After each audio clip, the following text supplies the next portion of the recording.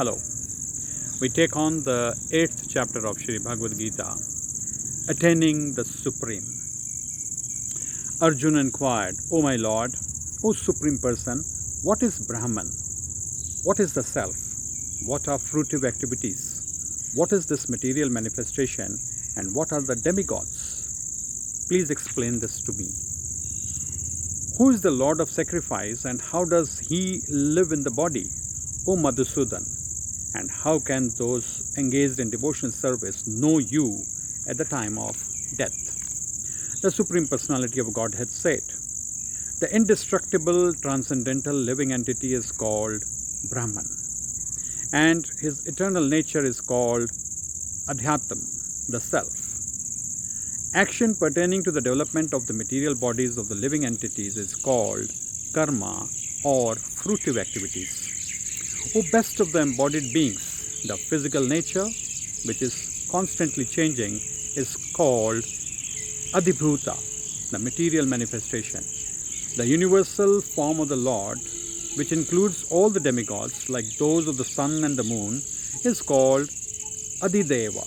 And I, the Supreme Lord, represented as the Super Soul in the heart of every embodied being, am called Adhiyagna, the Lord of service, sacrifice. And whoever at the end of his life quits his body remembering me, alone at once attains my nature. Of this there is no doubt.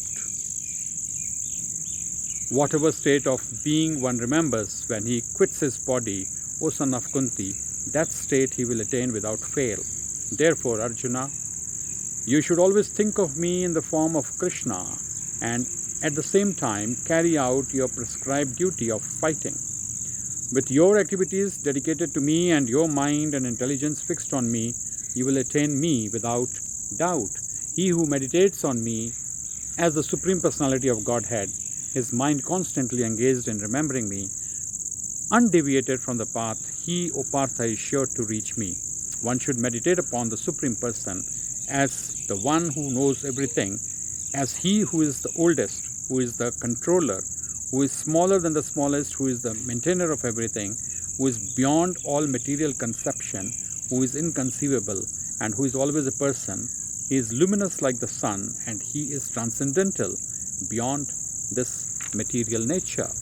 One who at the time of death fixes his life air between the eyebrows and, by the strength of yoga, with an undeviating mind, engages himself in remembering the Supreme Lord in full devotion, will certainly attain to the Supreme Personality of Godhead.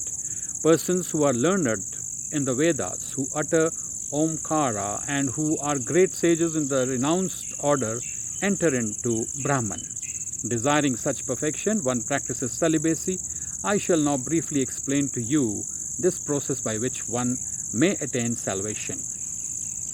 The yogic situation is that of detachment from all sensual engagements, closing all the doors of the senses and fixing the mind on the heart and the life air at the top of the head.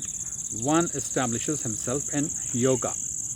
After being situated in this yoga practice and vibrating the sacred syllable Om, the supreme combination of letters, if one thinks of the Supreme Personality of Godhead and quits his body, he will certainly reach the spiritual planet.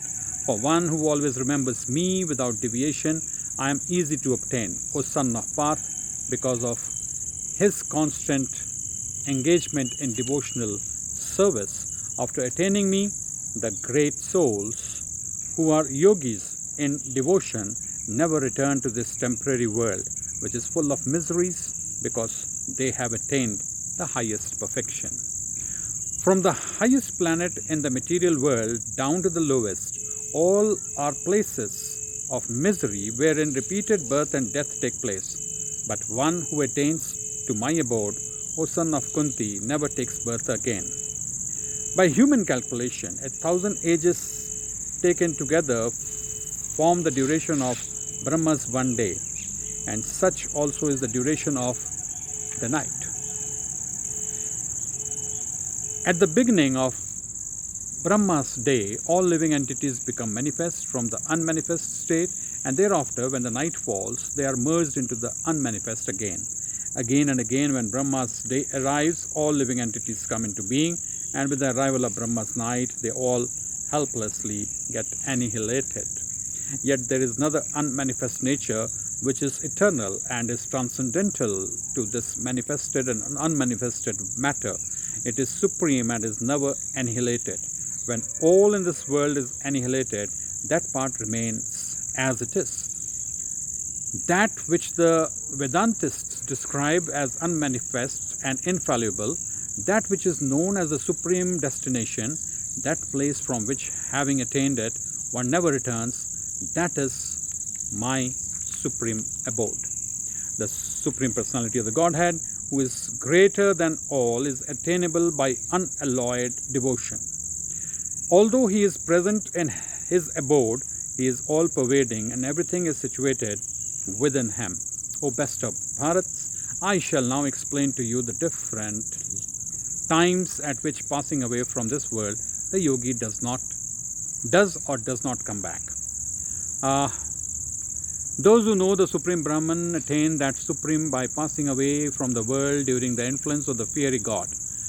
In the light at an auspicious moment of the day, during the fortnight of the waxing moon, or during 6 months when the sun travels in the north. The mystic who passes away from this world during the smoke, that is the night, the fortnight of the waning moon, or the 6 months when the sun passes into the south, reaches the moon planet but again comes back. According to Vedic opinion, there are two ways of passing from this world, one in light and one in darkness. When one passes in light, he does not come back, but when one passes in darkness, he returns. Although the devotees know these two paths, O Arjun, they are never bewildered. Therefore, be always fixed in devotion. A person who accepts the path of devotional service is not bereft of the results derived from the studying of the Vedas, performing sacrifices, giving charity, or pursuing philosophical and fruitive activities. Simply by performing devotional service, he attains all these, and at the end he reaches the supreme eternal abode. Thank you for listening to the 8th chapter of Shri Bhagavad Gita, Attaining the Supreme. Thank you very much.